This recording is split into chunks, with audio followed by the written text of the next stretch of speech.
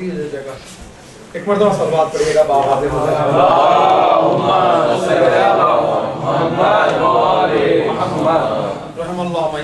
फातिहा।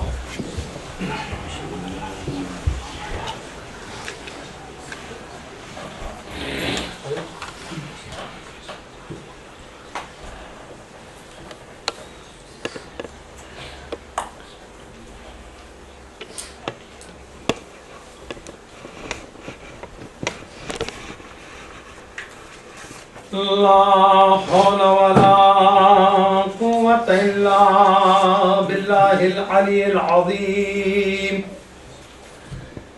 हस्बुनल्लाहु व निअमल वकील, निअमल मौला व निअमन नसीर। अऊज़ु बिल्लाहि मिनश शैतानिर रजीम। बिस्मिल्लाहिर रहमानिर रहीम। अल्हम्दुलिल्लाहि रब्बिल आलमीन वस्सलातु वस्सलामु अला अशरफिल अंबिया वल मुरसलीन रहमतल लिल आलमीन और रसूलिल मुसद्दद अल मुस्तफ़ल अमजद अल महमूदिल अहमद अबिल क़ासिम मुहम्मद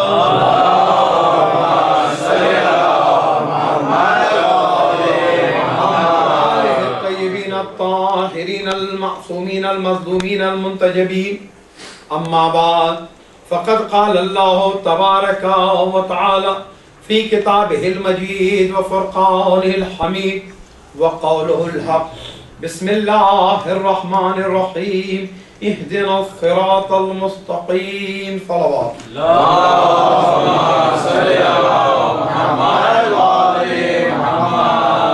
मुख्तसर आय करीमा की मैंने तिलावत की है, मौजू इतना मुख्तसर नहीं है। बिस्मिल्लाह।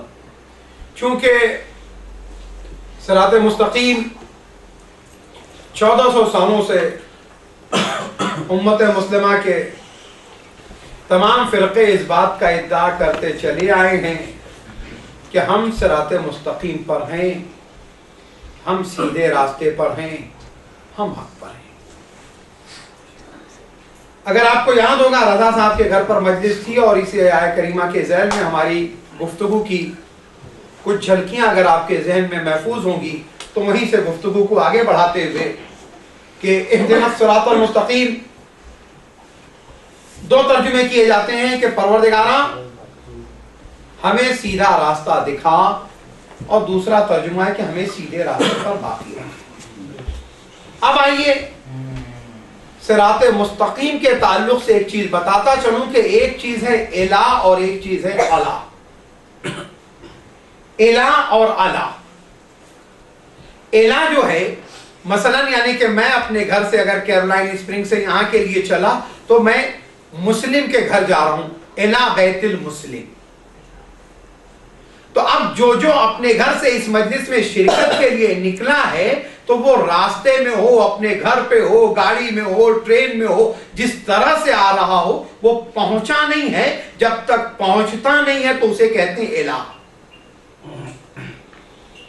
और जब ये पहुंच जाए तो उसके बाद है कि भाई ये पहुंच गया अला। समझ रहे हैं आप? अब आप ये देखिएगा कि कुरान मजीद के अंदर तमाम नबियों को जिन्हें हिदायत के लिए भेजा गया, नहीं अजीजान इकरामी, मोहम्मद और आले मोहम्मद को हम बढ़ाते नहीं है, लेकिन कुरान मजीद को अगर आप देखेंगे तो कुरान मजीद के अंदर है कि जिस किसी नबी की बात की तो उसके लिए यही कहा खुदावंद ताला ने कि अल्लाह ने उन्हें सिराते मुस्तकीम की तरफ हिदायत की। इला सिराते मुस्तकीम की तरफ हिदायत की, यानी आदम हो, नूह हो, जितने पैगंबर सबको हिदायत की तो इला। लेकिन जब नबी की बात आई तो कुरान मजीद है, सूरह यासीन आप और हम अक्सर पढ़ते हैं, वरना शबे जुमा जरूर पढ़ी जाती है, कहीं मौत हो जाए तो जरूर पढ़ी जाती है, ईसाले सवाब के लिए जरूर पढ़ी जाती है। बहुत से लोग यासीन पढ़ने से डरते हैं कि अगर सूरह यासीन पढ़ दी गई तो खुदा खास्ता कौन सा अजाब आ जाएगा, कौन सी मुसीबत आ जाएगी। नहीं अजीजों, यासीन कुरान का दिल है, यासीन जिंदगी है, यासीन नाते रिसालत माँ बज़बान खुदा है, यासीन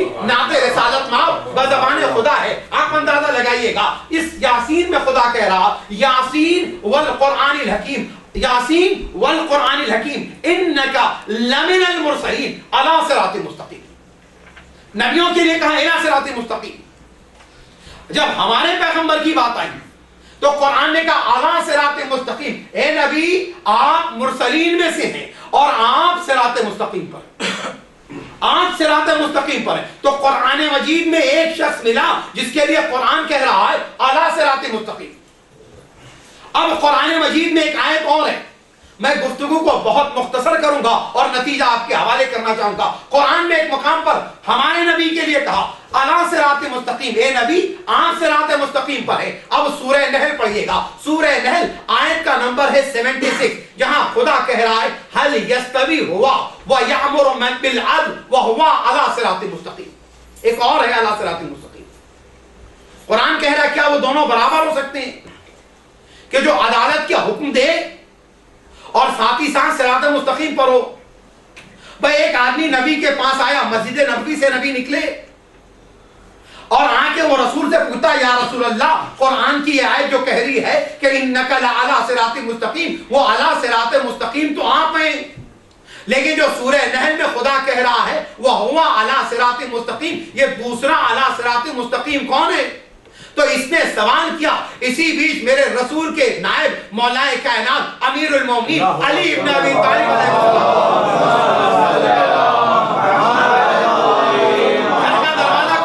घर का दरवाजा खुला और उसके बाद मेरे मौला बाहर निकले। अब उसके बाद एक मर्तबा वो शख्स कहता है मैंने आपसे सवाल किया, आपने सवाल का जवाब नहीं दिया।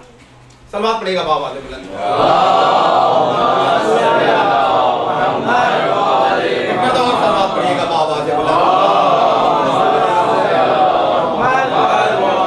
उसने सवाल ये किया था नबी से कि या रसूल अल्लाह, एक तो आला सिरातिल मुस्तकीम आप है, अब सूरह नहल में खुदा कह रहा है कि एक और आला सिरातिल मुस्तकीम है, वो कौन है? बस दरवाजा खुला, नबी ने देखा मौलाए कायनात निकले, वो मौलाए कायनात के चेहरे की तरफ नबी की निगाह। अच्छा, अगर दो लोग बात कर रहे हो, बात करते करते सवाल करने वाले का सवाल का जवाब देने के बजाय सामने अगर हम देखने लगेंगे तो जो शख्स हमारे साथ है वो भी वही देखेगा, वो भी यही देखेगा। अब एक मर्तबा नबी ने मौलाए कायनात के चेहरे की तरफ देखा, वो भी नबी की तरफ देख रहा है, मौलाए कायनात को देख रहा है। उसके बाद उसने कहता या रसूल अल्लाह, मैंने आपसे सवाल किया, आपने सवाल का जवाब नहीं दिया। नबी ने कहा मैं सवाल का जवाब दे चुका हूं। नबी ने कहा मैं सवाल का जवाब दे चुका हूं। कहा क्या मतलब? कहा अभी देख नहीं रहा, सिराते मुस्तकीम देख भी रहा है और उसके बाद पूछ भी रहा है। सलवात पढ़े बाबा, सिराते मुस्तकीम देख भी रहा है, पूछ भी रहा है। कहा एक अला सिराते मुस्तकीम मैं हूं, दूसरा अला सिराते मुस्तकीम अली इब्न अबी तालिब अलैहिस्सलाम है।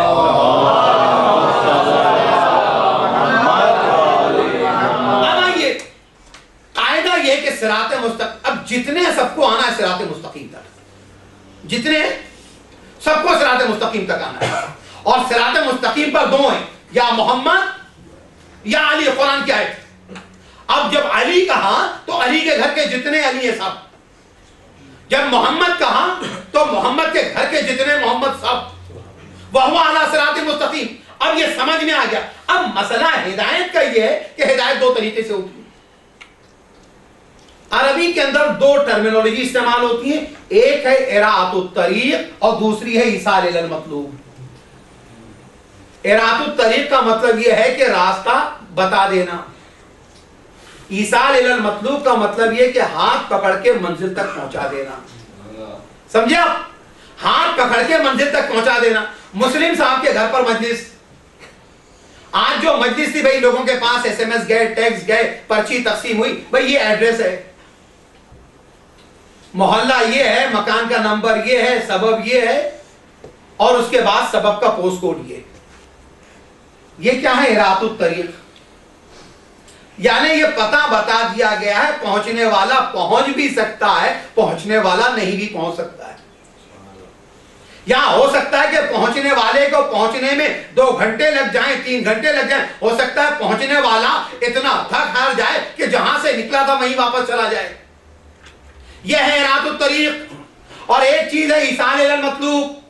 मुस्लिम साहब ने कहा कि भाई देखें मजलिस है, मौलाना को मजलिस पढ़नी है, लिहाजा बकिया लोगों को तो इराअतुत तरीक पर्ची दे दी, SMS दे दिया, ईमेल कर दिया, कहा लेकिन मौलाना को अगर ये पर्चा दे दूंगा तो ये रिस्क नहीं लूंगा कि हो सकता है मजमा बैठा रहे, मरसिया हो जाए, सोजखानी हो जाए, इंतजार होता रहे, नौहा खानी हो जाए, मौलाना ही ना पहुंचे। तो कहा मतलब ये कि अब मौलाना का पहुंचना यकीनी बनाना है। क्या जब यकीनी बनाना तो एक काम करें कि उस आदमी के हवाले करें जो यहाँ आता जाता रहा हो, रास्ते से वाकिफ हो, भटकने की अंदेशा न हो और जो जल्द से जल्द मंजिल तक पहुंचा सके। तो पता चला इरादुत तरीक कहते हैं महज रास्ता बता देना, रहनुमाई कर देना, मेलवे दे देना, इरादुत तकरीर है। और उसके बाद इसालुल मतलूब ये है कि मंजिल तक पहुंचा देना। कुरान का काम इरादुत तरीक है, ज़बूर का काम इरादुत तरीक है, तौरात का काम इरादुत तरीक है, इंजील का काम इरादुत तरीक है। नहीं, एक बात कहूं, आदम का काम इरादुत तरीक है, नूह का काम इरादुत तरीक है, इब्राहिम का काम इरादुत तरीक है, मूसा का काम इरादुत तरीक है, ईसा का नाम इरादुत तरीक है। लेकिन मोहम्मद अला सिरात मुस्तकीम है, अली अला सिरात मुस्तकीम है। तो इनका काम ईसाल अल मतलूब है, ये मंजिल तक पहुंचाएंगे।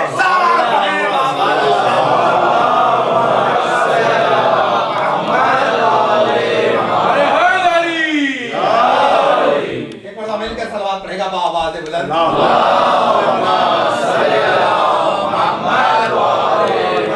मंजिल तक पहुंचाएंगे। यही वजह है, आप ये देखें, मैंने बकिया पैगंबरों का भी नाम लिया किताब के साथ, लेकिन कुरान मजीद के अंदर देखें जब नबियों की बात आई, ईसाल अल मतलूब यहीं पर समझ में आएगा।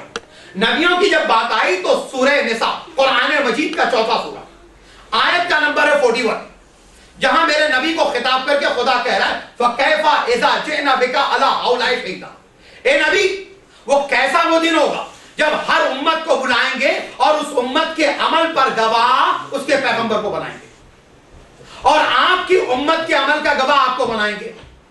अच्छा, गवाही का क्या कायदा है? गवाही का कायदा है कि गवाही देने वाला वहां मौजूद हो।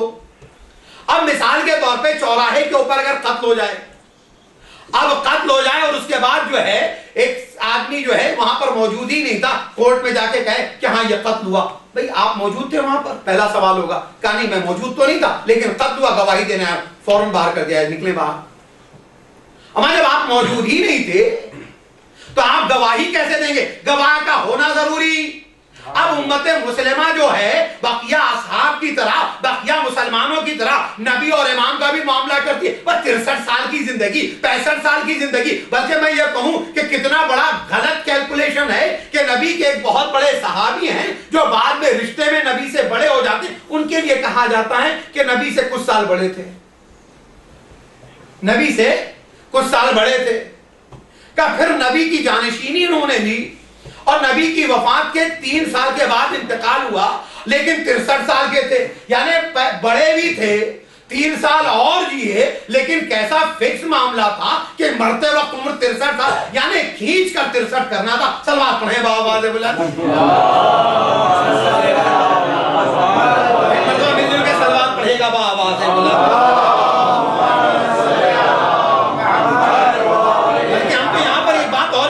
अरे जो जो मुसलमानों में हुआ वो कहीं नहीं हुआ, इसलिए कि दुनिया में ये होता है बेटा वारिस होता है, भतीजा वारिस होता है, पतोता वारिस होता है, नवासा वारिस होता है, भांजा वारिस होता है, ये सारे नीचे के रिश्ते वारिस होते हैं। उम्मत मुस्लिमा में एक ऐसा भी रिश्ता है जहां ससुर दामाद की जगह वारिस बना, औलाद के होते हुए ससुर दामाद की जगह। बहरहाल ये मेरा मौजू भी नहीं आ रही है, लेकिन मैं आगे बढ़ते हुए बात आई है तो कहता हुआ चला एक मरतबा सलवात पढ़े बाआवाज़ इंशाअल्लाह किसी और मौके के लिए छोड़ें। लेकिन हम ये देखते हैं कि इहदिनस सिरातल मुस्तकीम, हमें सिरात मुस्तकीम पर कायम रख। अब गवाह का होना जरूरी है, वाक़े के वक्त ना हो तो गवाही काबिल कबूल नहीं। अब हर नबी के लिए ये नहीं कहा कि सबका गवाह होगा, बल्कि हर नबी के लिए कहा वो उम्मते मूसा है, उसके अमल की गवाह मूसा को कर दिया, ईसा की उम्मत के गवाह ईसा हो गए, लेकिन पैगंबर के लिए कहा कि इन सब के तुम गवाह। अब अगर इन सब के गवाह तो मोहम्मद के लिए जरूरी यह है कि जब आदम हो तब हो, जब नूह हो तब हो, जब इब्राहिम हो तब हो, जब मूसा हो तब हो, जब ईसा हो तब हो।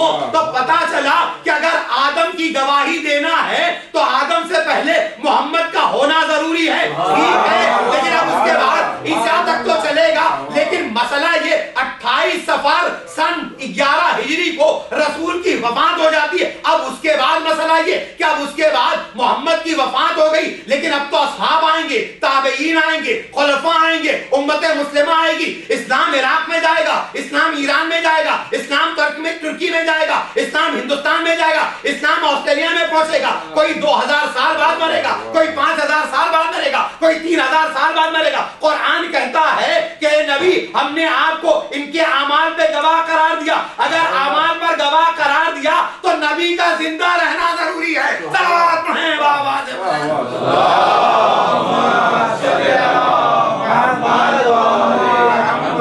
नबी का जिंदा रहना जरूरी है। अच्छा कहा नहीं, शहीद को तो जिंदगी, जैसा कि अभी मिर्जा मोहम्मद अतर साहब से भी मजलिस में आपने एक जुमला सुना, शहीद को तो जिंदगी दे देते हैं लेकिन अहले बैत की जिंदगी के मुनकिर होते हैं। यहां पर एक जुमला सुनते चलिए, मैं आपकी खिदमत में इसी जुमले में अर्ज करता चलूं। कुरान ने कहा 2 आयतें, शहीद की जिंदगी का इनकार जबान से भी नहीं कर सकते, फिक्र से भी नहीं कर सकते, सोचना भी गुनाह है कि शहीद जिंदा नहीं है। अजीब बात है, जो खुदा के दीन का शाहिद हो उसकी गवाही देते हुए अगर कोई शहीद हो जाए, क्या कहने, उसकी गवाही देते हुए कोई शहीद हो जाए तो वो कयामत तक की जिंदगी पा जाए। तो जो जिंदगियां दे तो उसको कहां से मौत आ सकती है? सलावत पढ़ें बाबा से बुलंद।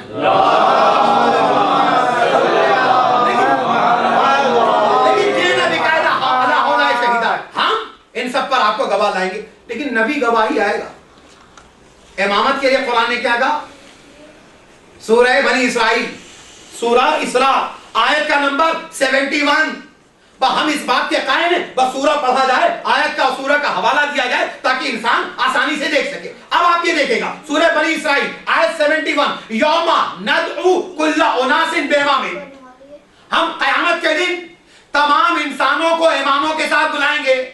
तो एक चीज और समझ में आई, नबूवतों को तो गवाह करार दिया, लेकिन इमामत को कहा कि लश्कर पीछे होगा, इमाम आगे होगा। तो कयामत के दिन नबूवत गवाह तो होगी लेकिन रहबर बन के नहीं आएगी, इमामत रहबर बन के आएगी। लिहाजा अब जरूरी ये होता है कि इमामत कयामत तक हो और इमाम बाकी हो।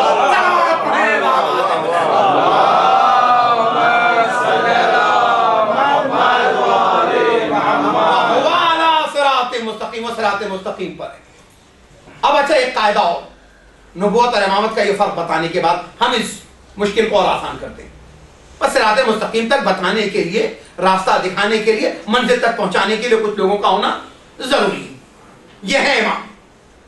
अब यहीं पर एक मसला और पैदा होता है, वो मसला यह कि इमाम अफजल है या नबी अफजल है।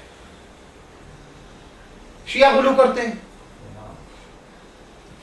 कई मरतबा हमारे बाल बरादरान जो हैं, क्योंकि हमारे दरमियान अगर कोई उधर का आके कोई एक दो अच्छी बात अहले बैत के सिलसिले में कह देता है तो फिर उसके बाद हम दीवाने हो जाते हैं और उसके बाद उसकी बहुत सी गलत बातें भी सुनने के लिए तैयार रहते हैं। ऐसी एक शख्सियत का नाम है जो लंदन के अंदर है, तहरीक चल रही है मिनहाजुल कुरान की, जिनके बेटे भी आए, इससे पहले उनके बाप आ चुके थे यहाँ पर,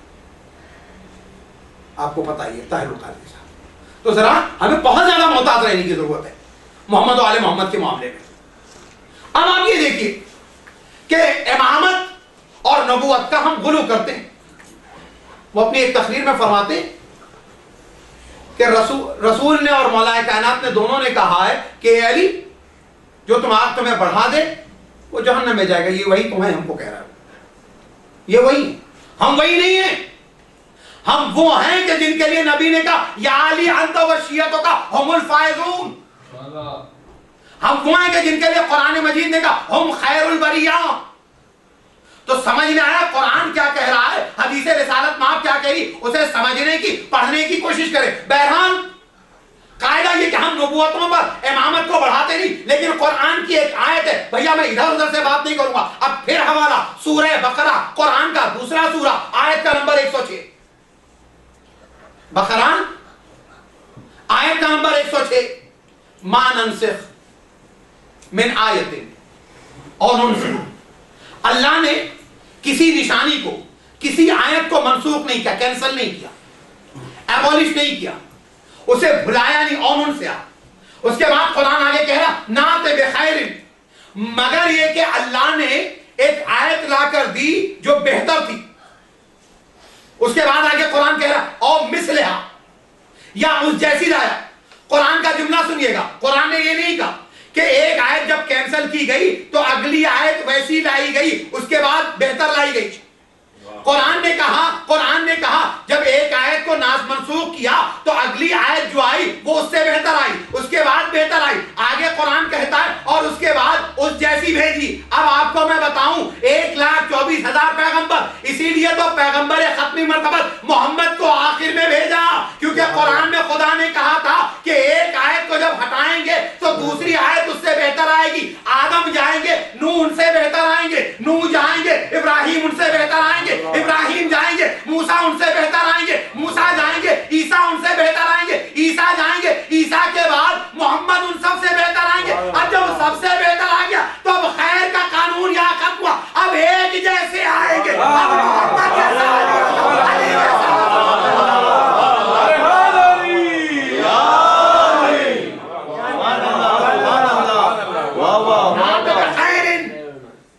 मोहम्मद तक तो कायदा ये चलेगा बेहतर आएंगे, लेकिन अब महबूब ने कह दिया अब तो मोहम्मद की सूरत में बेहतरीन भेज दिया। अब जब बेहतरीन आ गया तो अब इस जैसे आएंगे। अगर मोहम्मद के बाद नहीं कायदा बन गया, या बेहतर आए या बराबर के आए। अब अगर मोहम्मद के बाद कोई कमतर आता है तो यह खुदा का कायदा टूटता है, मुझे कुरान छोड़ना पड़ेगा। तो खुदा कहेगा अगर हमने कायदा बनाया है तो इस कायदे की हिफाजत भी हम ही करेंगे। मिलकर सलवात पढ़ेगा आवाज़ से हमने जब कायदा बनाया तो इस कायदे की हिफाजत भी करेंगे, यानी अब उस जैसा ही आएगा, अब उस जैसा ही आएगा। अब मोहम्मद के बाद कमतर का तसव्वुर खत्म। क्या कहना, मोहम्मद के बाद कमतर का तसव्वुर खत्म। अब उसके बाद उम्मत मुस्लिमा हमसे शिकायत करती है कि भाई नबी के बाद तुम इनको क्यों नहीं मानते, उनको क्यों नहीं मानते। मसला ये है कि अगर हम उनको मानते तो कुरान छोड़ना पड़ेगा, और नबी की जिंदगी में आप ही ने कहा था कि कुरान को नहीं छोड़ना। बाज़ीदान ग्रामी, अब आइए आगे बढ़ते हैं। बहरहाल ओ मिसलहा अलम यालम अन्नल्लाह अला कुल्ली शैइन कदीर, क्या नहीं जानते अल्लाह इन तमाम चीजों पे कुदरत रखता है। आये माननसिक का कायदा भी वाज़ेह हो गया, किताबों में भी खुदा ने वही किया। तौरात भेजी, बहुत बड़ी किताब। ज़बूर भेजी, उससे बड़ी किताब। अब ज़बूर आ गई तो अब तौरात पर अमल नहीं होगा। ज़बूर आ गई, तौरात पर अमल नहीं होगा। अब ज़बूर आ गई, ज़बूर के बाद अब इंजील। अब इंजील आ गई, का ज़बूर कैंसल नहीं, ज़बूर को माना जाएगा, अमल नहीं होगा। सुनिएगा, वो बारीक नुक्ता है।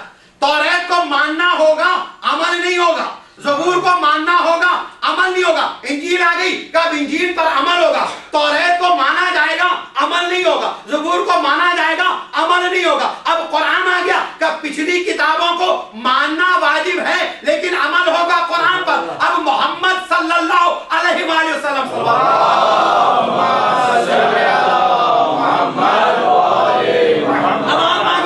पिछले पैगंबर को मानना तो होगा लेकिन अमल होगा मोहम्मद की शरीयत पर, अमल होगा मोहम्मद की शरीयत पर। तो मोहम्मद है नासिख, पिछली शरीयतें हैं मनसूख। कुरान है नासिख, पिछली किताबें हैं मनसूख। बाज़ीज़ो, अब यहीं पर एक कायदा जब हो गया तो पता चला कि मोहम्मद के आने के बाद इब्राहिम जैसे पैगंबर को मानना तो है लेकिन उनकी शरीयत पर अमल नहीं करना, क्योंकि आखिरी शरीयत ये है। तो ए उम्मत मुस्लिमा, अगर तुमने कुरान और नबी की बगावत करके अपनी 4 मंजिला दुकान बना ली तो यहाँ पे भी नासिख और मनसूख का कायदा होगा। वो पहला गया तो दूसरे पर अमल करो, दूसरा गया तीसरे पर अमल, लेकिन अब अली आखिरी है तो कयामत तक अली पर ही अमल होता रहेगा। सलवात पढ़ेगा आवाज़ से बुलंद।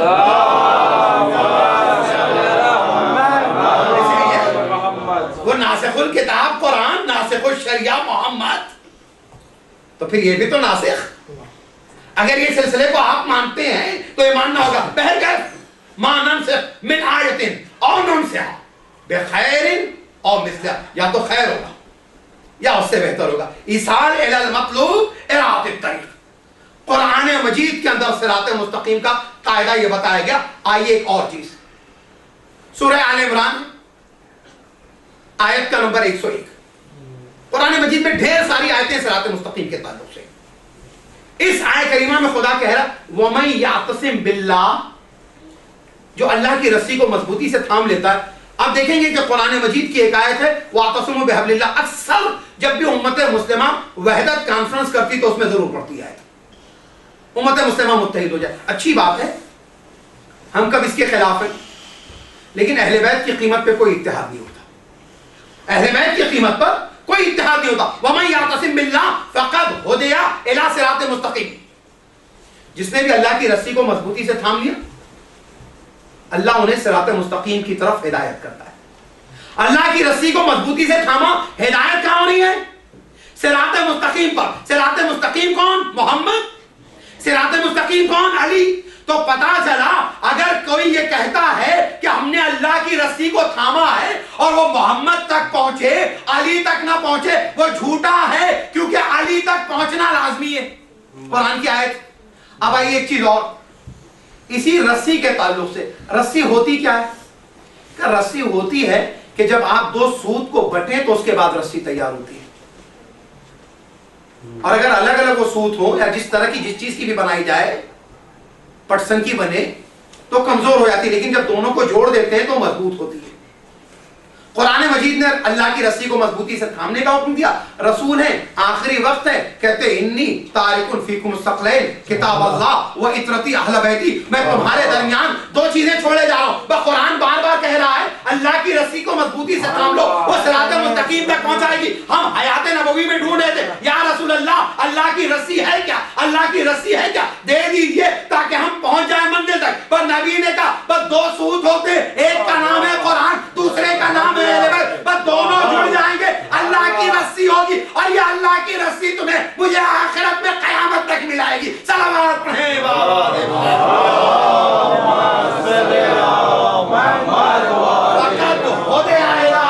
मुस्तकीम। अब ये सिरात मुस्तकीम समझ में आया कि अल्लाह की रस्सी, ये कुरान और अहले बैत। अच्छा, अकेले कुरान, हमारी आपकी जबान तो अरबी है भी, बल्कि हम लोग तो इतने कंफ्यूज हो गए कि हमारी अब कोई जबान नहीं रहेगी। हकीकत तो यही है, इसलिए कि हमारी उर्दू भी काफी बिगड़ चुकी है। अंग्रेजी तो आप जितनी भी अच्छी बोलेंगे कभी अंग्रेज मानेगा नहीं कि आप बड़ी अच्छी अंग्रेजी बोलते हैं। बहुत ज्यादा एतराफ करेगा, तारीफ करेगा, पीठ थपथपाएगा, कहेगा ओ माशाअल्लाह। तो मैं कह रहा हूँ मेरी आदत पड़ गई सलवात पढ़े। लेकिन वो ये कहेगा अरे भाई अंग्रेजों की तरह आप अंग्रेजी बोलने लगे, तरह लगा देगा। हम तरह देते हैं, वो तरह लगाएगा। जो इसकी बारीकी समझते हैं वो समझ गए होंगे। सलवात पढ़े बाबा से बुलंद। हम तरह देते हैं, वो तरह लगा देगा। लेकिन बहरहाल अज़ीज़ान गिरामी, अब आइए, हमारी कोई जबान नहीं रही। कुरान तो अरबी में है, हमारी जबान है नहीं। हमारे सेंटर में कभी कभी कुछ इराकी हजरात भी आते हैं, अरब भी आते हैं, वो अरबी बड़ी अच्छी बोलते हैं, मतलब अपनी इलाकाई जबान में बोलते हैं। किसी दिन कुरान मजीद ले जाइए आप उस अरब के पास जिसको अंग्रेजी आती हो, वरना पता चला कि भाई जबान यार मन तुर्की व मन तुर्की नमीदा। मेरे दोस्त की जबान टर्किश है और मैं खुद नहीं जानता हूं, तो पता चला दो गूंगे जमा हो जाएंगे जो दोनों बोल सकते हैं। तो अब आप ये कीजिए कि लेके जाए कुरान, कैसे समझाइए। वो अंग्रेजी अच्छी जानता हो, अरबी उसकी जबान है, वो कहेगा मैं कुरान पढ़ लेता हूं, उसके कुछ मतालिब समझ लेता हूं, लेकिन कुरान में पूरी तरह नहीं समझ सकता। तो जिसकी अपनी मादरी जबान अरबी है, कुरान मजीद उसकी समझ में नहीं आ सकता, तो ये कुरान मजीद जो है हिंदुस्तानी वो पढ़ता, पाकिस्तानी वो पढ़ता है, चाइनीज वो पढ़ता है, जापानीज वो पढ़ता है, तो वो कैसे इसको समझेगा। अरे जमाने रिसालत माल में जो रसूल के पास बैठते थे वो कुरान अच्छी तरह नहीं समझ सकते थे, तो बताइए 1400 साल के बाद कुरान की शान नुज़ूल समझना कब नाजिल हुई, किस वक्त नाजिल हुई, किस सिलसिले में नाजिल हुई, किसकी तारीफ में नाजिल हुआ है, किसकी मजम्मत में नाजिल हुई, जब वो नहीं समझ सकते थे तो आज 1400 साल के फासले के बाद हम कैसे समझ सकते हैं। कब वो समझाने वाले होने चाहिए कि जिनके घर में कुरान नाजिल हुआ, जिन्हें पल पल की खबर हो। तो ऐसा भी कोई है, क्या ऐसा कोई है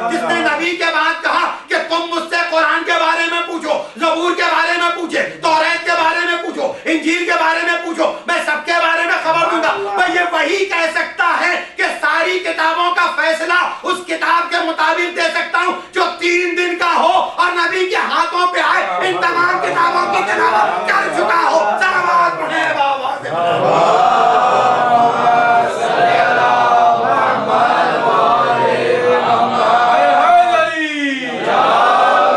पहले तिलावत करके साबित कर चुका हूं। मुझसे पूछो, उसके बाद कहते हैं मुझसे पूछो कि कुरान की आयत सफर में नाजिल हुई, जंग में नाजिल हुई, मक्के में नाजिल हुई, मदीने में नाजिल हुई, पहाड़ पे नाजिल हुई, वादी में नाजिल हुई। मैं जहां जहां आयत नाजिल हुई वहां वहां पैगंबर के साथ था, वहां वहां पैगंबर के साथ था। फिर मैं नाम नहीं लूंगा, माफ कीजिएगा। एक साहब है, बहुत बड़ा नाम, वो कहते हैं कि मैं हफ्ते में एक बार चला जाता था रसूल के यहाँ, मगरिब की नमाज में मैं कुछ सीख लेता था। लेकिन एक दूसरा मसला मेरे साथ ये भी था कि मेरा हाफिजा बहुत अच्छा नहीं था, जो सीख के आता था वो भी पूरा याद नहीं रहता, वो भी पूरा याद नहीं रहता था। उसके बाद वो कहते हैं, अब आप ये बताइए क्या उनको और अली को बराबर किया सकता है? फिर उसके बाद आगे किसी मकाम पर वो ये भी कहते हैं कि एक आध मौके पे तो ये हुआ कि मैं अपने काम की वजह से इतना मसरूफ था कि ईद की मौके पर और बकरीद के मौके पर नहीं पहुंच सका। तो जो सहाबी पहुंच गए थे ईद के मौके पर, तो मैंने उनसे पूछा कि रसूल ने आज खुतबे में क्या इरशाद फरमाया। तो अटेंडेंस का ये आलम है कि वंस अ वीक है, लेकिन साथ ही साथ ये भी आलम है कि रेयरली जो लोग ईद के मौके पे पहुंचते वो भी आपसे मिस हो रही है। जब अगर ऐसे से इतना आलम हो तो वो आदमी क्या आपकी इजाजत करेगा? और आगे बढ़ के ये आलम भी आता है जब एक शख्स ये भी कहता नजर आए, देखो भाई मेरे साथ एक शैतान लगा हुआ है। नहीं, मैं एक मिसाल दूं, उसके बाद ये रवायत आपकी समझ में आएगी। चलो आप पढ़े बाबाज़े बुलंद।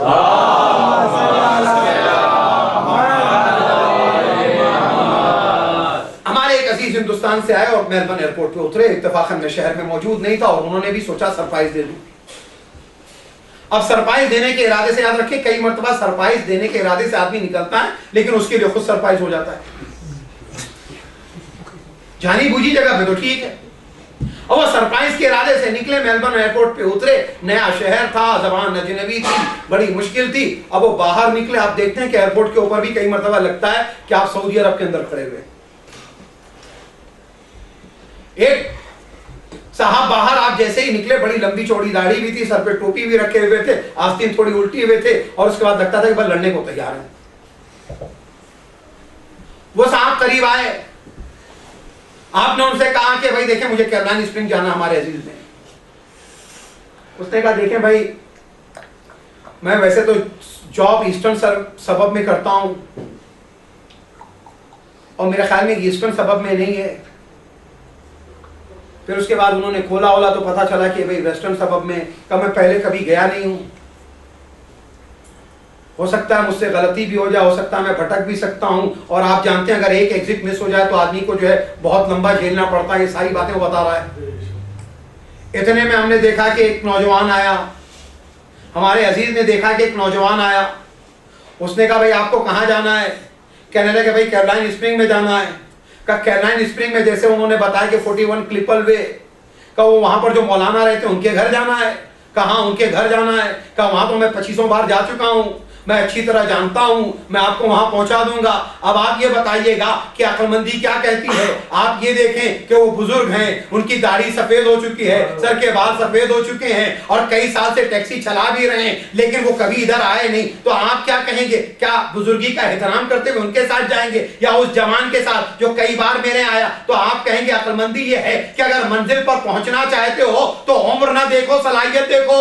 मंजिल पर पहुंचना चाहते हो तो उम्र ना देखो, सलाहियत देखो। तो उम्मत मुस्लिमा रसूल की वफात के बाद एक दौराहे पर खड़ी थी। एक तरफ आवाज आ रही थी कि उम्र कह रही है इधर आओ, दूसरी तरफ सलाहियत कह रही थी इधर आओ। हमने कहा हम सलाहियत के पीछे जाएंगे क्योंकि सलाहियत की जमानत पैगंबर खत्मी मर्तबा ने ली है। सलावत पढ़ें।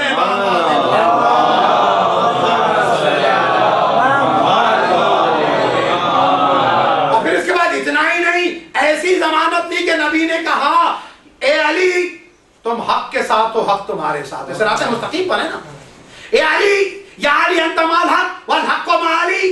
अली हक के साथ, हक अली के साथ, फजल हक को है समझदार। बस जहां जहां अली जाए परवरदिगारा वहां वहां हक को मोड़ देना। बाजी लो, उम्मत के यही ढूंढ रही थी, यही तलाश कर रही थी कि बादे रिसालत माप हक मिले। नबी ने कहा हक तो अली के पीछे पीछे आ रहा है। बाजी तो उम्मत हक के पीछे जा रही थी, हक अली के पीछे जा रहा था। सलावत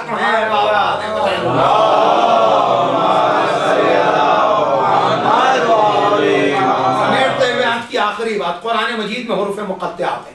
सिरात मुस्तकीम को आज समेट कर इस जुमले पर अलिफ लाम मीम, किसी भी मौलवी से पूछे, देखिए ये अल्लाह के राजों में से एक राज है, इसके बारे में ज्यादा नहीं पूछना चाहिए। और अगर बहुत ज्यादा आपने इसरार किया कि पूछोगे काफिर हो जाओगे, अल्लाह का अज़ाब आएगा, डरो डरो डरो। और बेचारे जो पुराने बुजुर्ग किस्म के लोग होते हैं तो और भी कांप जाते हैं और कहते हैं कि भाई नहीं बदतमीज हो गया, मौलाना जाने दीजिए, आप अपना गुस्सा जो है थूक दीजिए। इसलिए कि खौफ खुदा, यानी खौफ खुदा इस बात पे नहीं कि खुदा की मासियत और नाफरमानी, खौफ खुदा इस बात पे कि मौलवी नाराज हो गया तो घर तबाह हो जाए। अब आप ये देखें अहले बैत की मुखालफत। अब उसने कहा अलिफ लाम मीम नहीं जानते, अलिफ लाम मीम रा का नहीं जानते, अल्लाह के रातों में से एक रात। अच्छा कोई तो जानता होगा ना, ऐसा तो हो ही नहीं सकता कि कुरान में कुछ आया हो और कोई नहीं जानता। अजीजों अगर ये सिर्फ खुदा को पता है, एक जुमला आपके हवाले, अगर ये सिर्फ खुदा को पता है तो परवरदिगारा जो तुझे पता है और जो उम्मत को पता चल ही नहीं सकता और न पता है तो उसे किताब में भेजने की जरूरत नहीं। और अगर भेजा है तो चंद लोगों को बता दे ताकि उनसे हम पूछ लें, चंद लोगों को बता दे ताकि उनसे पूछ लें।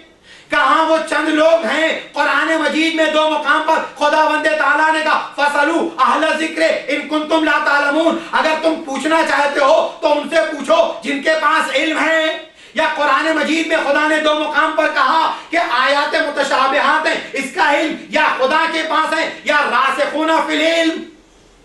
एक वो है कि जिसके पास इतना इल्म, एक वो जिसके पास थोड़ा और इल्म, और एक वो है जो इल्म में डूबा हुआ। पर रासिखूना फिल इल्म अहले में बाजीदो कुरान की दो आयतें रासिखूना फिल इल्म बाजीदो। अब इनसे पूछें। अब आइए अलिफ लाम मीम, अलिफ लाम रा, अलिफ लाम मीम स्वाद, ये तमाम जो है हुरूफ कितने हैं टोटल पता है आपको? 28 हैं। ये 28 जो हैं कुछ रिपीट हुए, एक से ज्यादा हैं। उनमें से 14 हर्फ जो है हरफे नूरानी है। अब जो हरफे नूरानी यानी हुरूफे नूरानी, अच्छा आप ये देखें कि खुदा ने नामों में भी रखे तो 14 नाम नूरानी, हुरूफे तहज्जी में भी जो रखे तो 14 नूरानी हर्फ रखे। तो अब ये 14 नूरानी रखे और ये 14 नूरानी हर्फ को जब जोड़ा गया तो एक कलमा बना, सिरातो अलीन हक़ुन व नुम से कहूं अली का रास्ता हक है और हमसे मुतमस्सिक है। मुस्तकीम कह रही थी, मुस्तकीम कह रही थी, हमें सिरात मुस्तकीम देखा, हम कह रहे थे हमें सिरात मुस्तकीम पर कायम रख, क्योंकि अली का रास्ता सिरात मुस्तकीम है और हम उससे मुतमस्सिक हैं। सलावत पढ़ें बाबा दे बुलंद।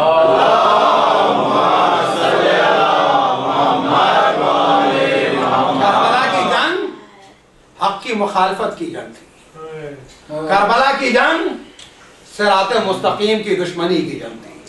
करबला की जंग कुरान की दुश्मनी की जंग थी। अभी लोग घर यजीदी लश्कर में कुछ कुरान भी पढ़ते थे, कुछ नमाजें भी पढ़ते थे, लेकिन मोहम्मद और आले मोहम्मद को छोड़कर न नमाज हो सकती है न कुरान हो सकता है। अगर ऐसा न होता तो और हुसैन का रास्ता रोकने के बाद वक्त नमाज जमात ये न कहता जब हुसैन कहते कि अपने लश्कर की तू इमामत कर। और ने कहा है फर्जंद रसूल, क्या आपको छोड़कर कोई नमाज हो सकती है? ये हुर का जुमला कयामत तक के लिए नविश्ते तारीख बन गया कि फातिमा के लाल को छोड़कर न नमाजें हैं, न दीन है, न कुरान है। अल्लाहु अकबर, अल्लाहु अकबर। अरे वो वक्त भी आ गया जब फातिमा के लाल को बेदर्दी से ज़बह कर दिया गया।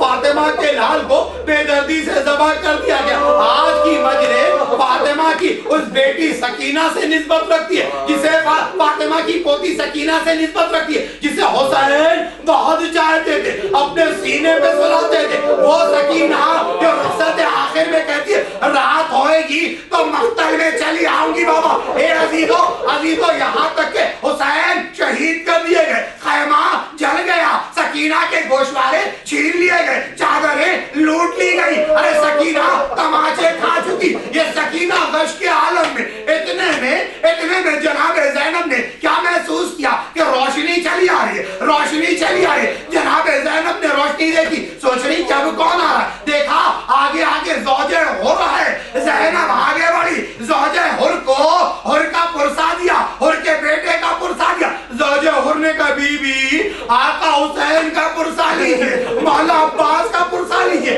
आका अली अकबर का, आका कासिम का पुरसा लीजिए। पर ज़ैनब को ये पुरसे दिए, कहा बीबी मैं थोड़ा खाना और पानी लाई हूं इन बच्चों के लिए। बाजीज़ो ज़ैनब ने कहा ए बहन अब हमें इसकी जरूरत नहीं है। उसने कहा ए बीबी अरे मेरा नजराना कबूल कर लीजिए। बाजीज़ो अरे इसरार बढ़ा, पर ज़ैनब ने कबूल किया। एक मर्तबा सकीना को गश से बेदार किया, बीबी सकीना उठो पानी आ गया। सकीना ने गश से आंखें खोली, पर एक जुमला का ए पुपी अम्मा क्या मेरा चचा अब्बास आ गया।